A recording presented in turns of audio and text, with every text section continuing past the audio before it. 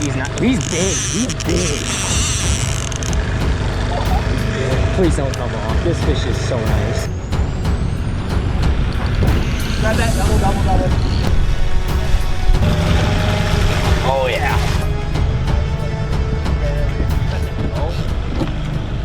Hello, welcome back to another video. If you can't tell, I'm a little bit tired. It's pretty early. 4:16 a.m. I just woke up and changed. So we are fishing on the big lake again. You guys have seen me fishing out there. It's mostly just been a lot of just fishing. Not so much trying to explain to you guys what I'm doing out there. I try to kind of give you guys some tips and tricks every single video. I have had some of you guys asking for like more of an in-depth kind of idea of what I'm doing out there. So today I'm going to be going over how I run my small boat spread on the big lake for salmon and trout. I think kind of my game plan here, I'm still gonna bring you guys a video where I catch fish. I want to keep it entertaining for you guys and for you guys that kind of are already more knowledgeable. This is honestly my first year running my own boat out here. I am pretty new to this even myself. If you guys have any tips for me, leave them in the comments. I'll explain to as I go that like, you don't have to do the exact things I'm doing. There's things my dad does and other people that I know that run their own boats do, and I'll do them different and I won't change the way I do that. And you can always be open to trying new things, which I do. I'll try new things and decide if I like them or not, but you'll have your preferences. There are things that are obviously going to be better than other things to do, but a lot of times it is a preference, and it's like, if you want to do your things that way, you can do it that way. If you feel more comfortable or you feel more confident in catching more fish doing another thing, you can do another thing. So that's kind of the game plan. Early on, I might not do so much talking about my spread. I might wait till the sun comes up a little bit, lighting is a little better, fishing is slowed down, and then maybe I'll like pull up the lines, change what I'm running on them, and just kind of explain what it is, how it's ran, and why it's in my spread. So as we try to catch fish, I'll try to explain kind of what depth we are and what we caught it on. But yeah, so I do try my best in the video, you guys. If you go through and look in the description, I will link some products, like some different kinds of spoons I use in this YouTube feature where I link these products. I honestly, not every product is on there, but I will try to find a lot of the products I do use for you guys. I'll link a bunch of them. I usually don't do this, but I'll link a bunch of them down below. You guys go look through those. You don't have to buy them straight from the links. If you don't want to order them like that, you can always go buy it in person and stuff, but it gives you an idea of what I run, and I will try to verbally explain that too as well to you guys. But if you do want to order it from the links too, I will have some of that stuff down there. Yeah, like I said, not everything will be though. So I'm going to finish getting ready. I'm going to get the boat hooked up and set up, cover off obviously, and we're going to get out on the water. So you guys stay tuned. Hopefully we can catch a bunch of fish. Not only catch a bunch of fish, but hopefully you guys can learn something from this video as well. So should be a nice change of pace for you guys. Stay tuned. We're gonna get into some fish. We're gonna get into some talking. Stay tuned. It's gonna be going.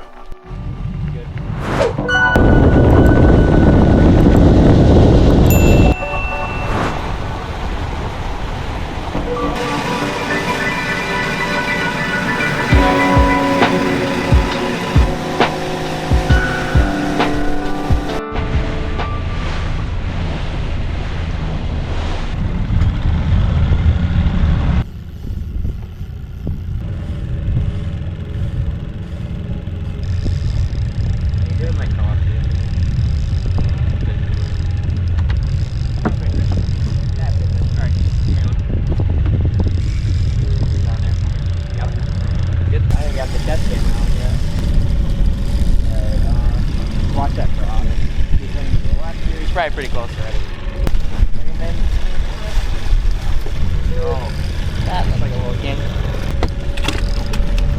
Alright guys, I didn't even have the neck mount on for that fish. That's a pretty early start. This is Mr. Chrome Dart Frog standard spoon. Glow. Right now we're running all glow spoons. We have one plug down. Like super early morning, glow spoons tend to do better than other baits. As the sun comes up, we'll start to run like flies and meat rigs and stuff like that. But this standard's been hot the last couple times we've been out, so if I had more standards, I'd honestly be running more right now. But we're gonna run this back down and see if we can pick a couple more off. Right now we're like 62 foot. Water's like 60 degrees, so it's just cold enough. I decided we'd stay close early on in the morning, and then once that sun comes up, we'll start to head out a little bit.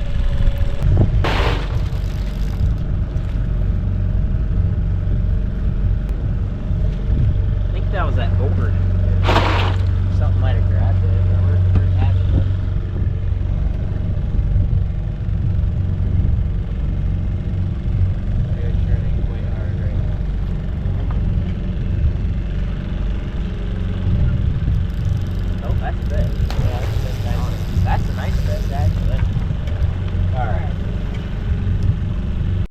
anyone else want him? You want him, Kenna? Or okay.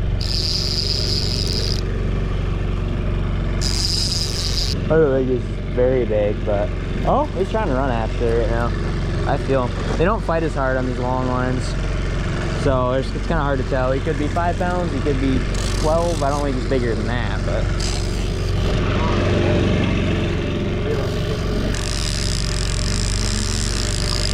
man.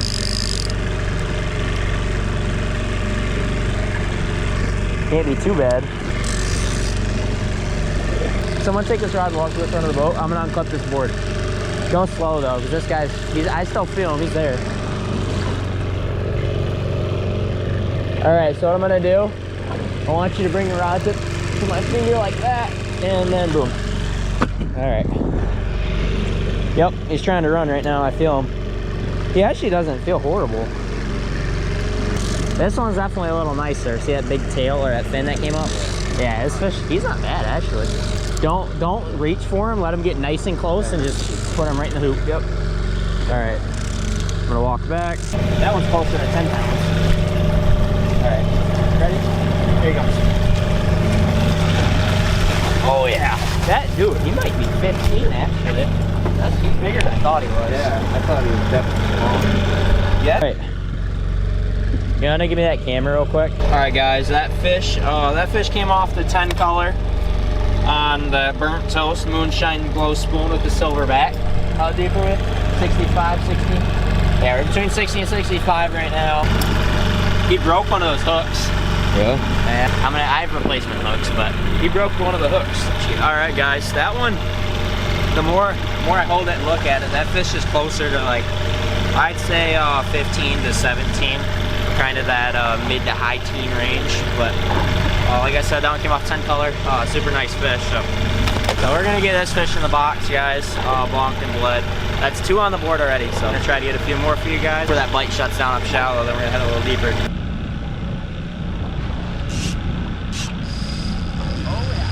Oh yeah, all right, do you wanna grab that? Pick that rod up. I'm gonna pull that rod in.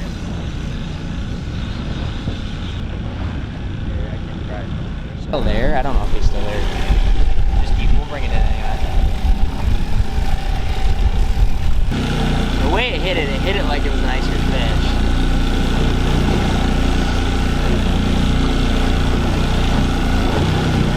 It's hard to tell, he could be.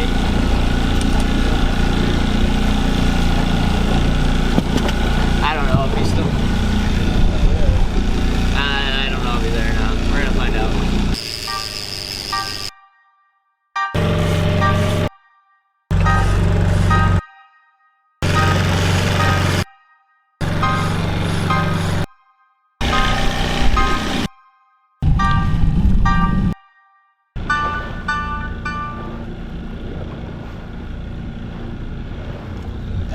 On me. Oh, wait a minute. Yeah. So this won't have a tunnel line out. That's a good fish, Luke. Yeah, dude. I didn't even mention it, but we're out with an old friend of mine today. Getting him on some fish. And he's got a big king on the meat rig on the Dipsy right now. I'm trying to get him straight. You fight him, I'll get the bull straight. Oh.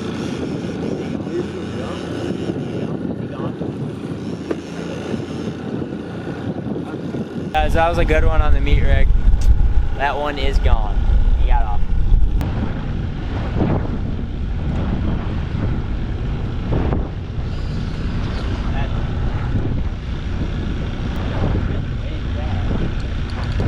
Grab that, double. We're doubled up, ladies and gentlemen. Oh yeah, baby. All right, you keep him to the right, I'll keep this. This is a nice fish. Dude. Keep him to the right. Okay. I gotta move this. He just pulled, I think. Keep going. This one's off, so now it's 1. Keep going. Is that one still there? Not that hard. Oh, yeah. Alright. Yeah, Rod, now you can go straight behind the boat. You're good. Alright, Luke is still on one, but I lost my fish. How far is that ball? ball was down 60. That fish is deep. That fish is a higher line. That one was up high, like 20, 30 feet down.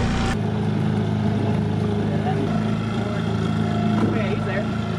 Tight. Oh, you give it at least today. One. Yeah, I couldn't tell if we got one. He took it hard at first, but he might have not been huge.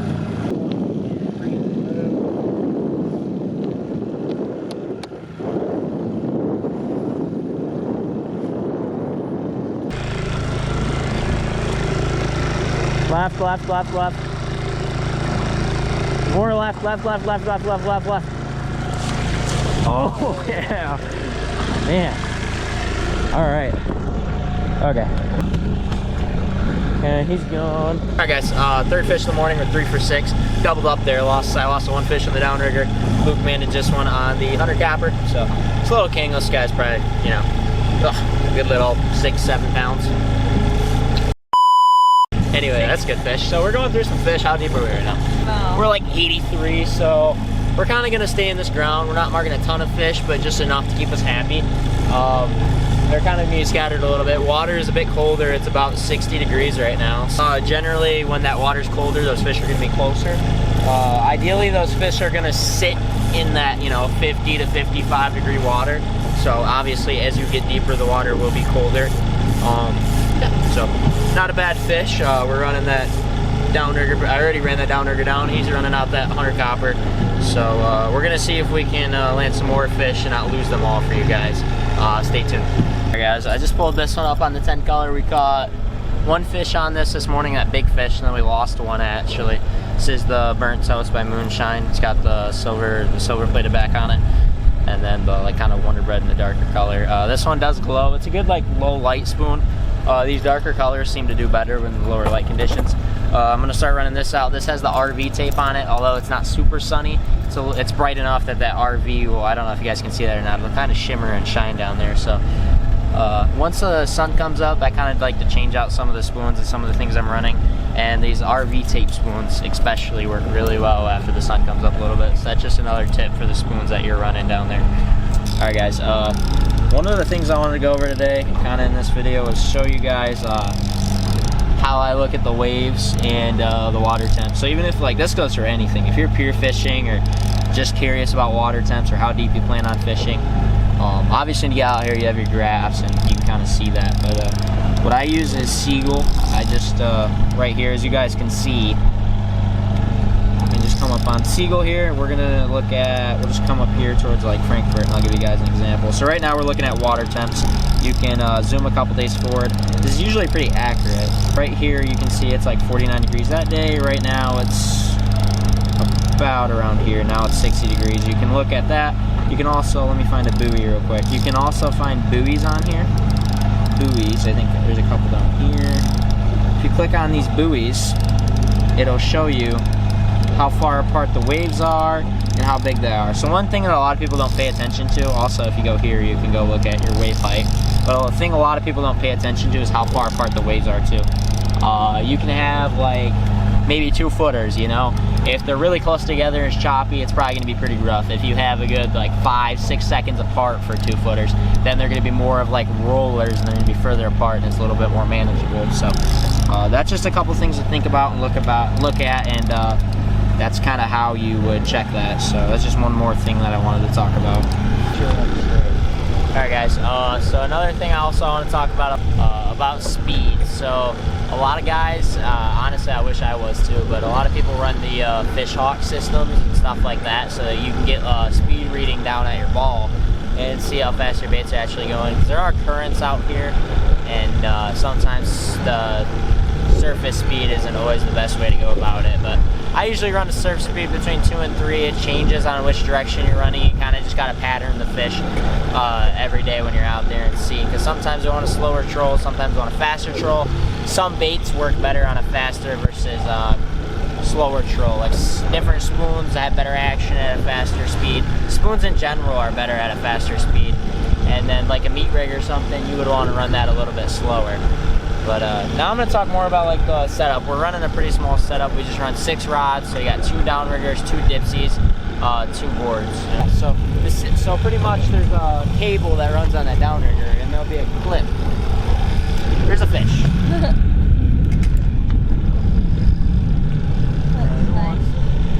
Not me. What? You don't want him? No. No? Well, explaining is related. I have no idea if this fish is still on here. We have not gotten bit for the longest time, and as soon as I try to do some talking, our rod goes off. He's still there. He's trying to pull right now. He's definitely still there. I don't know. Yeah, I just felt him. He's there. All right. Get tight to me. Reel. All right.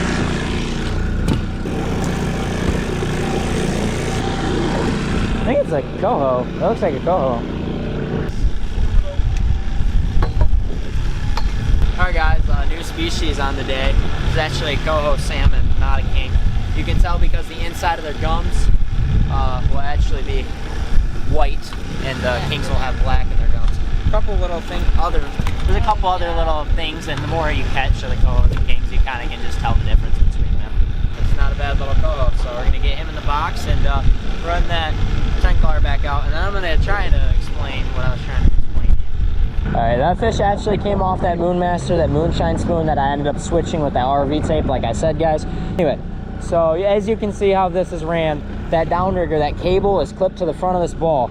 And what you do is you run as long as you want to of a lead. 10 to like 40 foot of line out with your downrigger rod, just straight to your spoon or whatever presentation you're running. I don't know if you guys can see, I got a little piece of line here. So I usually take the line with my finger, right, 1, 2, 3, 4, do that 8 times, and then you'll actually take that clip. You'll take that clip, and you'll put that clip right where you wrap the line, and then when the fish hits it, it pops off the clip and releases. So that's how those downriggers work. They're pretty simple, and they're super effective. A lot of guys, especially running solo, will just run downriggers and effectively catch fish. The other rods are running. I might go more into depth later on them, but these are the dipsies. I'm actually running the new Ninja divers on these, so that actually slides through. You can go look for videos on those. There's a lot of videos up on just dipsy divers in general, not so much the Ninja divers, but that's just another good thing to run on my spread. Some people run high and low divers. I'm not going to get really into that too much because obviously I'm just running one pair of divers, but there's a lot of things you can get into with that. There's wire divers, and then you can just run braid like I am. And then the other thing I'll talk about, the other 2 rods I'm running to finish my spread are long lines. So coppers, lead cores, the new steel lines. So this, I usually run coppers and lead cores. I've just been running one on each side. This is 100 copper. That one ended up taking 1 king off that double. This is the 10, the one he's running out right now is the 10 color. That's what we just caught that coho on, and we lost the fish, and we caught a big king on it this morning, that biggest fish of the day. So that's pretty much the spread. Just a couple little tips for you guys. I kind of try to put them in my videos now and then, and but like I said, if some of you guys might know more than I do, and there's lots of ways to do these things, and it's all preference. But we're gonna keep fishing and try to get a couple more fish for you guys before we head in. So stay tuned. I appreciate y'all clicking on this video. We caught that one little baby trout that was catching. We caught that one keeper that was like barely. Oh yeah, that's on. Please don't pull. Please don't pull. Please don't pull. Oh my gosh. Okay. Yeah. Just please don't come off. Oh my gosh. All right, guys, we got a real one. Oh, all right. Please don't come off. Please don't. Oh my gosh.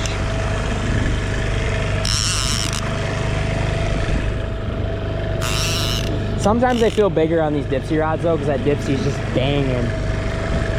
This one's got a weight. This one might be bigger than that one this morning. He's probably about close. Final, it's 10 too long. I knew if we stuck it out, we'd get a couple more bites.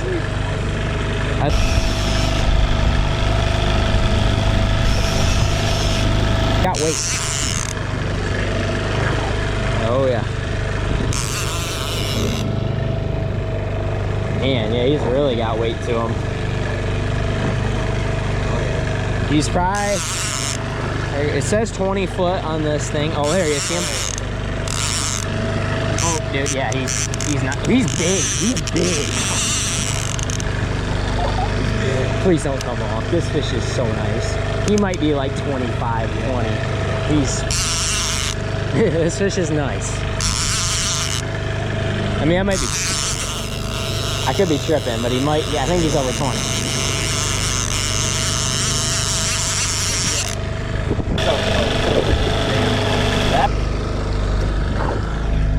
That other one was a nice fish. This one was a really nice fish. I don't think we're gonna hook one that big again.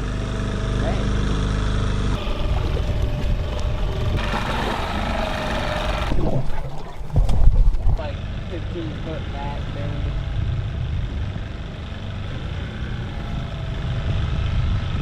Oh, quit.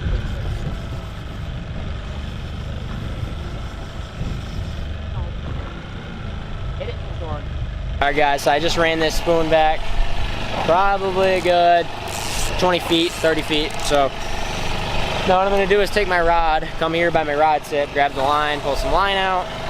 I got that loop I was talking about, 1, 2, 3, 4, 5, 6, 7, 8. There are different types of release clips on the market, but I like these ones. These ones work good for me. That clip there. Some people have these that clip directly to your ball, and then they have like a little release clip back there, but I'm fine with these ones. So now we're gonna take our ball and we're gonna get it over the side. Now, there's multiple ways to see how deep you're running your stuff. A lot of guys will just use their graph. They have like a really sensitive graph. I don't. Some people use the line counters on the reels. That's not so accurate because sometimes you have a little bit of a bow in your line. So my counters on my downriggers actually work. This one just got hit by something really quick and ended up popping off. So we're gonna run this back down where it was, about 40 foot down. Now this, they're all different, but on this one, this knob controls, it stops it and it makes it go. So now I'm just watching my counter. Make sure to set the drag right on your rod so it can pull line. And tighten it up, and that's that. All right, guys, it's gonna be wraps for today's video. I tried to kind of get a little bit more into the in-depth of what we're doing and what we're running out here, more than I usually do. I didn't get like super in-depth on the dipsies or anything, like my planer boards and stuff for that matter. I was just trying to give you guys a basic idea of how I'm running my stuff out here. Plenty of videos online to go look at that stuff. That's kind of like even the dipsies, that would be a whole video in itself to explain everything. But yeah, wasn't too bad. I think we went like 4 for 9. We lost that one huge history on the boat. Got one decent one in the box. So we got like 3 kings and a coho in the box right now. So thank you guys for tuning in. Make sure to go subscribe. We're trying to get to 1,000 right now, and we're making progress towards there, but I need you guys' help to do it. If you enjoyed, make sure to like and subscribe, and go check out some of the other videos this summer, and we're going to keep staying on them and hopefully get into some jigging soon. I think I'm even going to do some pier fishing tomorrow morning, so maybe we'll get something going from that. But you guys stay tuned. Appreciate you guys watching.